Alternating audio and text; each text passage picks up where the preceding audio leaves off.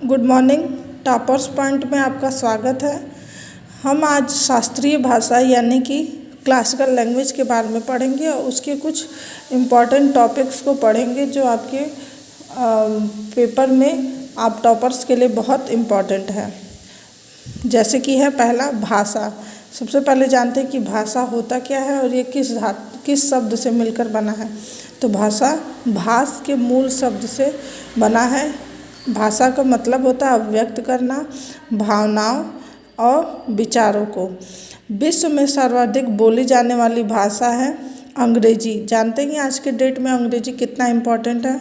फिर दूसरा है मंदारिन चीन और तीसरा है हिंदी। इसी क्रम में संवैधानिक प्रावधान है जिसमें भाषा के बारे में बताया गया है।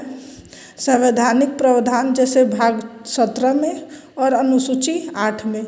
अनुच्छेद 343 से 351 तक भाग 17 में बताया गया है और अनुसूची में 22 भाषाओं का वर्णन है।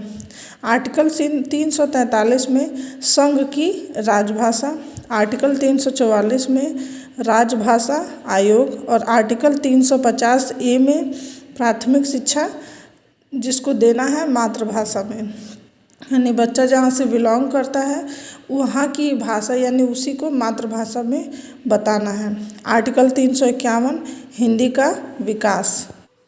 इसी क्रम में है मूल भाषा, जैसे कि मूल भाषा 14 होती हैं पहले और अब वर्तमान में 22 हैं। अब पढ़ेंगे आधार। 5 फरवरी 2014 में संस्कृति मंत्रालय द्वारा शास्त्रीय भाषा का आधार प्रस्तुत किया गया। पहला है भाषा का साहित्य मौलिक होना चाहिए, अर्थात किसी अन्य भाषा से उधार नहीं लिया हो। हिंदी शास्त्रीय भाषा नहीं, हिंदी की उत्पत्ति संस्कृति से हुई है।